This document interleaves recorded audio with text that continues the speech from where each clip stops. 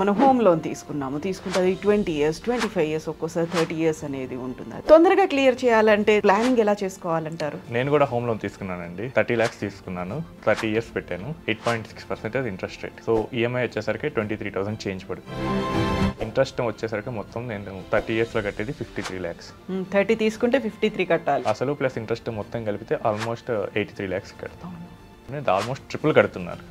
So వీటిని తగ్గించాలంటే మనం ఒక 2 మెయిన్ స్ట్రాటజీస్. ఇందా కేసులో 70 lakhs తీసుకున్నారు. ఒక 61,000 ఈఎంఐ పడుతుంది. దీనిలో ఒక 10% ఒక ఎస్ఐపి స్టార్ట్ చేయాలి.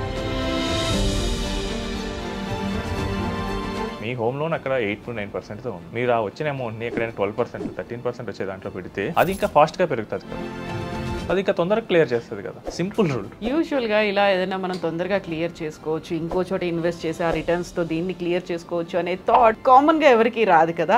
ఆ టైంలోనే ఫైనాన్షియల్ ఎక్స్పర్ట్ అవసరం అయితే ఉంటుంది. ఎంత తొందరగా క్లియర్ చేద్దాం అనుకుంటారు కానీ ఎంత ఎఫిషియెంట్గా క్లియర్ చేద్దాం అనుకోరు. నమస్తే, నేను Kavitha. Welcome to I dream. మనలో చాలా మందికి సొంత ఇల్లు ఉండడం అనేది ఒక కళ. ఆ కళని నెరవేర్చుకోవడానికి హౌస్ లోన్ అనేది తీసుకుంటుంటారు. హౌస్ లోన్నే తొందరగా క్లియర్ చేసుకోవడం ఎలా? మనతో పాటుగా ఉన్నారు ఫైనాన్షియల్ ఎక్స్పర్ట్ సాయిరామ్ గారు. సాయిరామ్ గారు, నమస్కారం అండి. నమస్తే మేడం. సో మనం హోమ్ లోన్ తీసుకుంటే అది 20 ఇయర్స్ 25 ఇయర్స్ ఒక్కోసారి 30 ఇయర్స్ అనేది ఉంటుంది. అది లాంగ్ డ్యూరేషన్, మళ్ళీ ఇంట్రెస్ట్ రేట్లు. తొందరగా క్లియర్ చేయాలంటే దానికి ఏమన్నా ఆప్షన్ లాంటివి, ప్లానింగ్ ఎలా చేసుకోవాలంటారు? నేను కూడా హోమ్ లోన్ తీసుకున్నానండి. సో 30 lakhs తీసుకున్నాను. 30 years పెట్టాను. 8.6% interest rate. Okay. So EMI వచ్చేసరికి 23,000 చేంజ్ పడుతుంది. సో ఇంట్రెస్ట్ వచ్చేసరికి మొత్తం నేను 30 years లో కట్టేది 53 lakhs. 30 తీసుకుంటే 53 కట్టాలి ఇంట్రెస్ట్. సో అసలు ప్లస్ ఇంట్రెస్ట్ మొత్తం కలిపితే ఆల్మోస్ట్ 83 lakhs కడతాం. సో ఇంత హెవీ అంటే 30 years తీసుకుని ఆల్మోస్ట్ ట్రిపుల్ కడుతున్నారు. మొన్న ఒక క్లయింట్ వచ్చారు, సో ఫైనాన్షియల్ ప్లానింగ్. ఆయన రీసెంట్గా హోమ్ లోన్ తీసుకున్నారంట. ఆయన 2 BHK ఫ్లాట్ కోసం సో మియాపూర్ సైడ్ కొనుక్కున్నారు. సో 70 lakhs తీసుకున్నారు. ఓకే. సో 20 years పెట్టాడు. ఆయనకి కొంచెం 8.7% ఇంట్రెస్ట్ రేట్ వచ్చేసింది. ఆయన ఆల్మోస్ట్ 61,000 కడుతున్నాడు. ఆయనకి ఏంటంటే 20 yearsకి వచ్చేసరికి 70 lakhs తీసుకున్నాడు. ఇంట్రెస్ట్ 78 lakhs అయింది. సో మొత్తం కట్టాల్సింది ఎంతంటే 1,45,00,000. సో డబల్ అవుతుంది. సో ఇంత లాంగ్ టెన్యూర్లో ఏమవుతుందంటే ఇంట్రెస్ట్ కూడా ఆల్మోస్ట్ మనం తీసుకున్న దానికి డబల్ ట్రిపుల్ కూడా అవుతుంది. సో చాలామంది ఏం చేస్తారంటే దీన్ని ఎలా క్లియర్ చేయాలి ఏంటి, సో ఇవన్నీ చేస్తారు. ఈ హోమ్ లోన్లో ఒక చిన్న ట్రిక్స్ ఉంటాయి. సో నేను మీకు ఒకసారి చూపిస్తాను హోమ్ లోన్ అసలు మీకు ఎలా అవుతుంది ఏంటి అని చెప్పేసి. మీరు కనుక చూసినట్లయితే సో 70 lakhs 8.7% మీద ఒక 20 yearsకి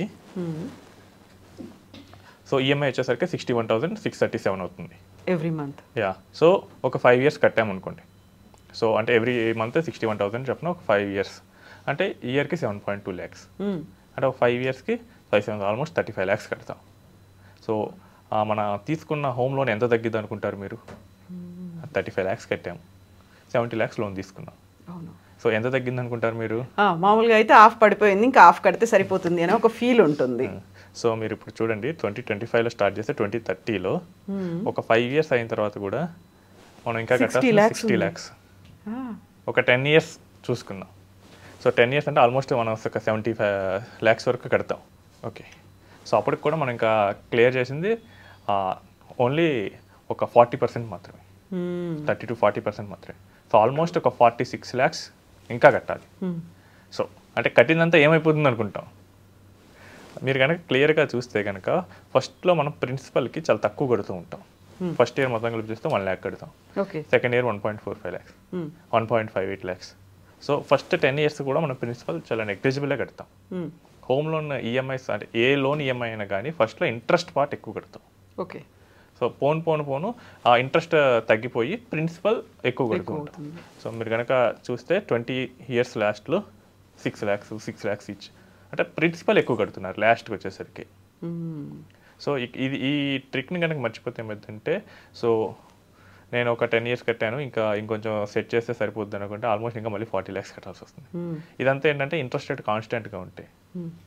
పొరపాటున కనుక ఇంట్రెస్ట్ రేట్ ఒక 1 year ఎక్కువ అయింది అనుకోండి, సో ఇప్పుడు కట్టిన దానికి మళ్ళీ సేమ్ ఇంకో 2-3 years ఎక్స్ట్రా కట్టాల్సి వస్తుంది. సో యూజువల్గా ఇవన్నీ ఇంట్రెస్ట్ రేట్లు అనేది ఆర్బీఐ డిసైడ్ చేస్తుంది, ఎంత పెంచాలి తగ్గించాలి అనేది. ఆర్బీఐ ఏం చేస్తుందంటే బ్యాంక్స్కి వాళ్ళు ఎంత వడ్డీకి ఇవ్వాలి అని చెప్పి ఒక రెపో రేట్ని డిసైడ్ చేస్తారు.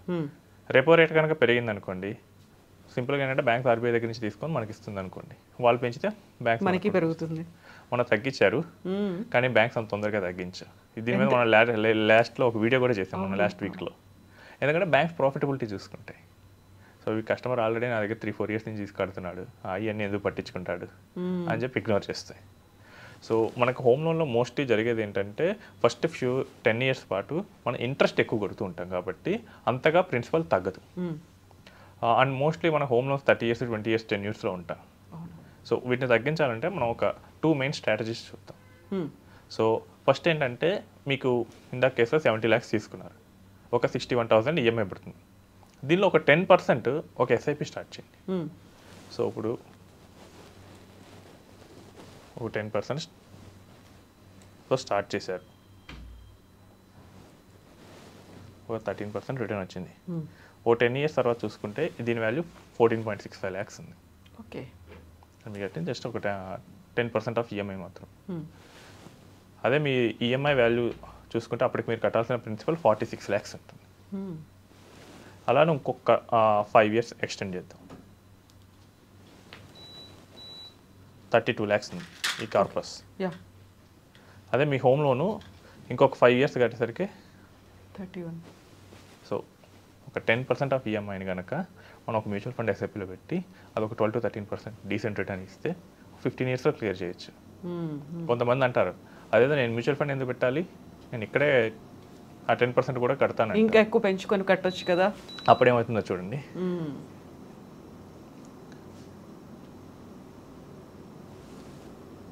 అంటే మనకి ఇక్కడ 68,000 ఈఎంఐ రావాలి.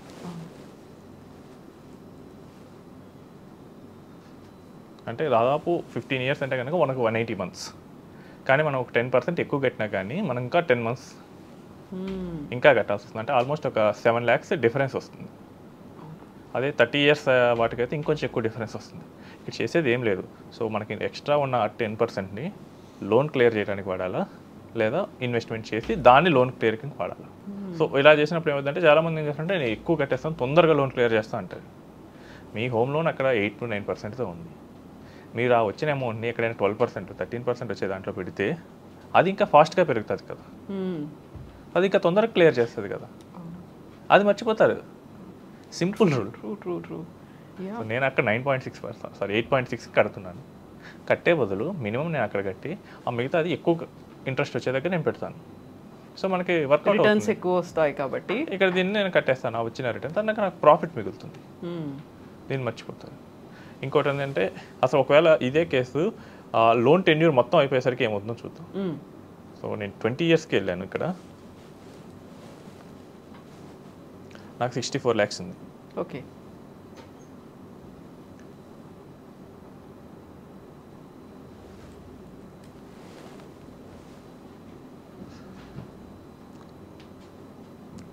నేను హోమ్ లోన్ అంతా క్లియర్ చేశాను.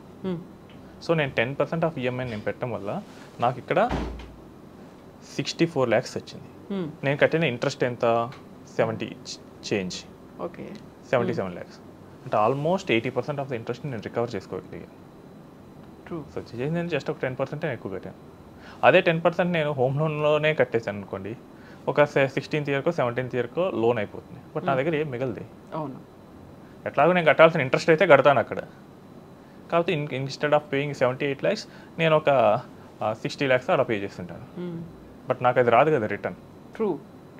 జస్ట్ మనం చిన్న స్ట్రాటజీ చేంజ్ చేసాం, వెంటనే మనకి ఎంత బెనిఫిట్ వచ్చిందో చూడండి. యూజువల్గా ఇలా ఏదైనా మనం తొందరగా క్లియర్ చేసుకోవచ్చు, ఇంకో చోట ఇన్వెస్ట్ చేసి ఆ రిటర్న్స్తో దీన్ని క్లియర్ చేసుకోవచ్చు అనే థాట్ కామన్గా ఎవరికి రాదు కదా. ఆ టైంలోనే ఫైనాన్షియల్ ఎక్స్పర్ట్ అవసరం అయితే ఉంటుంది. అవునండి, అసలు ఎంత తొందరగా క్లియర్ చేద్దాం అనుకుంటారు కానీ ఎంత ఎఫిషియెంట్గా క్లియర్ చేద్దాం అనుకోరు.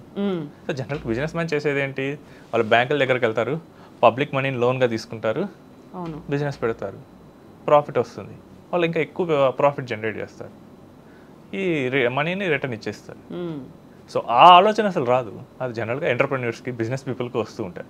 ఇంకొకటి ఏంటంటే మనం 10% నేను కట్టలేను, నాకు ఇప్పుడు టైట్గా ఉంది అనే కేసు కూడా చాలా ఉంటుంది.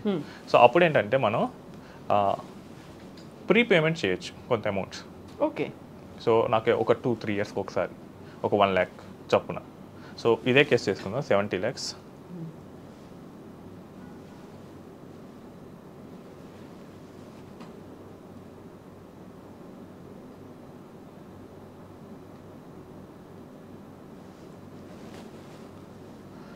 సో సో 70 lakhs మనం తీసుకుంటే ఆల్మోస్ట్ 20 years మనం కట్టాలి. సో ఈఎంఐ వచ్చేసరికి మనకి 61 చేంజ్ వచ్చింది. సో ఇప్పుడు నాకేమవుతుందంటే మధ్యలో బోనస్ వచ్చింది. బోనస్ ఒక 2 lakhs వచ్చింది. 1 lakh పెట్టుంది. 1 year తర్వాత బోనస్ వచ్చింది. సో మనం ప్రీపేమెంట్ కింద 1 lakh పెట్టాం. సో ఇప్పుడు చూడండి టెన్యూర్ మీకు ఎలా మారిపోతుందో 7 months తగ్గింది. 7 into 6 4.2 lakhs సేవ్ చేసుకున్నాం మనం.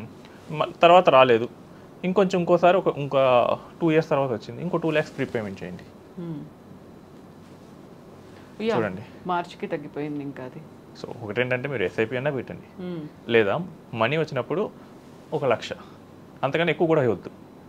1,00,000 2 లక్షలు చేసినా కానీ మనకి ఫైనల్ మంత్స్లో చాలా హెవీ తేడా వస్తుంది. ఇక్కడ మనం ఎంత చేసాం 3 lakhs చేసాం, మంత్స్ ఆల్మోస్ట్ 20 months తగ్గాయి. ట్రూ. ఇంకొంతమంది ఏం చేస్తారంటే తెలివిగా ఈ రెండు కంబైన్ కూడా చేస్తారు. బోనస్ వచ్చినప్పుడు కొంత ప్రీపేమెంట్ చేసేస్తారు, అది ఎస్ఐపి కూడా కంటిన్యూ చేస్తూ ఉంటారు. సో ఇదే కేసులో ఎస్ఐపి కంటిన్యూ చేస్తారు, ఇదే చేశారనుకోండి ఒక 15 years తర్వాత మీరు ఇందాక చూసిన కేసులో 30 lakhs ఆ ఎస్ఐపి వాల్యూ అయింది. సో అదే 15 years తర్వాత ఇది ఎంత ఉంటుందో చూడండి. 25లో తీసుకుంటే 2040కి 15 years అవుతుంది. సో 19 lakhs ఉంది. అంటే లోన్ మొత్తం క్లియర్ చేయగా ఇంకా నా దగ్గర క్యాష్ ఉంటుంది. సో ఇది చేయరు చాలామంది ఏం చేస్తారంటే యూట్యూబ్ రీల్స్ చూస్తారు, ఏదో ఒకటి స్టార్ట్ చేస్తారు, లోన్ కొంచెం లేకపోతే పేరెంట్స్ మాట వింటారు, ఎందుకంటే వాళ్ళకి అవేర్నెస్ లేదు. ఇది మొత్తం ఫైనాన్స్ కాంప్లికేటెడ్ దాన్ని, లేదా అవేర్నెస్ ఈ సబ్జెక్ట్ మీద అవేర్నెస్ లేని వాళ్ళ ఐడియాస్ తీసుకుంటారు. తొందరగా క్లియర్ చేసే లోన్ అంత లోన్ ఎందుకు పెట్టుకుంటావు అంటారు. బర్డెన్ లాగా ఉండిపోతుంది అని ఒక ఫీల్ ఉంటుంది. ఇప్పుడు ఈ 19 lakhs అయిందండి, ఇక్కడ తర్వాత ఈఎంఐ నువ్వు కట్టొద్దు, అక్కడ ఉన్న దాని నుంచి ఎవ్రీ మంత్ 60,000 డ్రా చేసి కట్టేయండి. ఏమవుతుంది? నువ్వు ఎట్లాగే at the end of the day నువ్వు పాకెట్ నుంచి రావట్లేదు కదా, నువ్వు చేసిన ఇన్వెస్ట్మెంట్ నుంచే నీకు అది కట్టేస్తుంది కదా ఈఎంఐ, నీకు బర్డెన్ ఉండదు కదా. కాకపోతే అక్కడ మనకు క్యాష్ మిగులుతుంది at the end of the day. 10 lakhs 20 lakhs ఎంతో కొంత మిగులుతుంది ఆఫ్టర్ 10 years వైస్గా ప్లాన్ చేస్తే. అసలు ఈ స్ట్రాటజీలో మనం ఏంటంటే ఇన్కమ్ పెరుగుతుందన్న విషయాన్ని కన్సిడర్ చేయలేదు, బట్ ఇన్కమ్ కూడా పెరిగేది కన్సిడర్ చేస్తే ఈవెన్ 30 years తీసుకున్న హోమ్ లోన్ అయినా కానీ 13 to 14 yearsలో క్లోజ్ అవుతుంది. ఇది కంప్లీట్ చేసుకోవచ్చు, ఇన్కమ్ కూడా పెంచుకోవచ్చు. ఇంకా ఇన్కమ్ జనరల్గా కెరియర్లో ముందుకెళ్ళేటప్పుడు ఇన్కమ్ పెరుగుతూ ఉంటుంది కదా. సో ఇప్పుడు నాకు 1 lakh వస్తుంది, నేను 40,000 కడుతున్నాను EMI. But down the line ఒక 10 yearsకి నాకు అట్లీస్ట్ 2 lakhs అన్న అవుతుంది కదా, బేర్ మినిమం ఇన్ఫ్లేషన్తో తీసుకున్నా కానీ. సో అప్పుడు నేను 40 ఎందుకు కడతాను, నేను 50 కట్టచ్చు. లేదు 40 కట్టి మిగిలిన 10,000 20,000 నేను ఎస్ఐపి పెడతాను, అది ఇంకా ఫాస్ట్గా పెరుగుతుంది. సో అప్పుడు హోమ్ లోన్ అనేది చాలా ఫాస్ట్గా క్లియర్ అవుతూ ఉంటుంది. సో మాకు మెయిన్ స్ట్రాటజీస్ ఏంటంటే ఎంత ఎఫిషియెంట్గా మనం మనీని వాడుతున్నాం. సో ఫస్ట్లో మనం ఎంత చించుకొని కట్టినా కానీ అదైతే ఇంట్రెస్ట్ పార్ట్కే వెళ్తుంది, దాన్ని దాటైతే రాదు. సో హోమ్ లోన్లో అది ఇంకోటి ఏంటంటే హోమ్ లోన్ ఇస్తే చీపెస్ట్ లోన్. సో కొంతమంది ఏం చేస్తారంటే ఈ మనీని పూర్తిగా అసలు బేర్ మినిమం ఈఎంఐసే కడతారు, 30 years పెట్టుకుంటారు, ఆ వచ్చే ఎక్స్ట్రా మొత్తం ఈక్విటీస్లో ఇన్వెస్ట్ చేస్తారు. సో వాళ్ళకి ఏంటంటే ఇక్కడ పే చేసిన ఇంట్రెస్ట్ కన్నా డబుల్ ట్రిపుల్ వస్తుంటాయి. సో ఇదంతా మనకి ఫినాన్షియల్ ప్లానింగ్లో భాగంగా వస్తుంటాయి. మోస్ట్లీ చాలామంది మన తెలుగు స్టేట్స్లో చేసే మిస్టేక్ ఏంటంటే ఎంత తొందరగా క్లియర్ చేద్దాం అన్నదాని మీద ఉంటారు తప్ప ఎంత ఎఫిషియెంట్గా క్లియర్ చేద్దాం అన్నదాని మీద ఉంటారు. సో మెకానికల్గా మూవ్ అవుదాం అనుకుంటారు. ఏమవుతుందండి ఇప్పుడు 10 years తర్వాత చూస్తే మొత్తం నేను హోమ్ లోన్కి కట్టాను, నాకు సేవింగ్స్ ఏం మిగలవు, ఆ సిచ్యుయేషన్స్ వస్తాయి. సో అదే మనం ఎఫిషియెంట్గా చేస్తే మనకు కొంచెం సేవింగ్స్ ఉంటాయి, ఆ టైంకి మనకి ఇన్కమ్ కూడా కొంచెం పెరుగుతూ ఉంటుంది. సో మనకి ఈ హోమ్ లోన్ అనేది అంత కష్టం కాకపోవచ్చు. సో నేను ఒక కేసు చూశాను, 2000 ఆ టైంలో హోమ్ లోన్ తీసుకున్నారు, 6,000 అంట అప్పుడు ఈఎంఐ. ఓకే.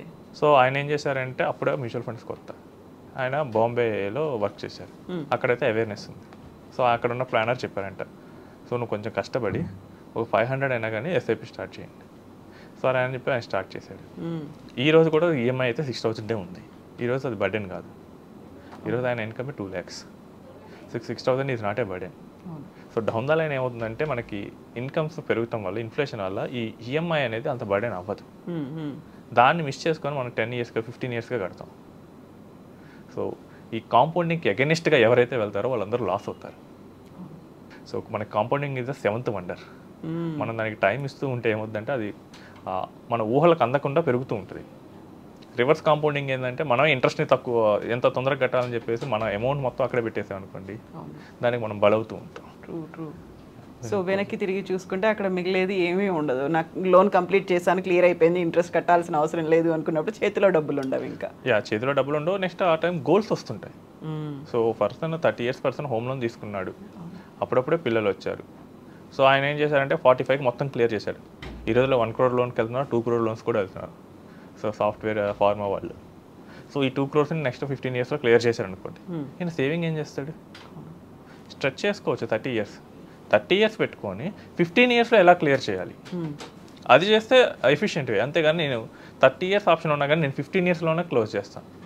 ఉన్న మనీని తీసుకొచ్చి మొత్తం ఆడే పెడితే రేపు అప్పుడు కిడ్స్ ఏమవుతారంటే అప్పటికి గ్రాడ్యుయేషన్ దగ్గరికి వస్తారు, వాళ్ళకి అప్పుడు ఇంకో 2-3 crores కావాలి, మళ్ళీ లోన్ తీసుకోవాలి, మళ్ళీ క్లియర్ చేయడానికి వెళ్తాం. 60 ఆయన 45 కాబట్టి ఇంకో 60 అప్పుడు క్లియర్ చేయడానికి ట్రై చేస్తాడు. సో ఇంకా అప్పుడు అవసరాలు మళ్ళీ ఉంటాయి. సో నీ దగ్గర క్యాష్ పెట్టుకునే ఆప్షన్ ఉంచుకొని కూడా నువ్వు మొత్తం లోన్ క్లియరెన్స్కే పెడితే రేపు ప్రాబ్లం అవుతుంది. ఫ్యూచర్లో ఎలాంటి అవసరాలు వస్తాయో ముందే తెలియదు. సో దానికన్నా మనం క్యాష్ని ఎప్పుడూ సేవ్ చేసుకోవడానికి ట్రై చేయాలి. ఇన్ కేస్ సిచ్యువేషన్ బాగాలేదనుకోండి, అక్కడ మనకు ఎలాంటి ఉన్న ఇన్వెస్ట్మెంట్ ఉంటుంది, దాన్ని మొత్తం తీసేసి క్లియర్ చేసేయచ్చు. ఆ విషయాన్ని చాలామంది మర్చిపోతుంటారు. ఎస్ సాయిరామ్ గారు, థ్యాంక్ యూ సో మచ్ అండి. Thank you.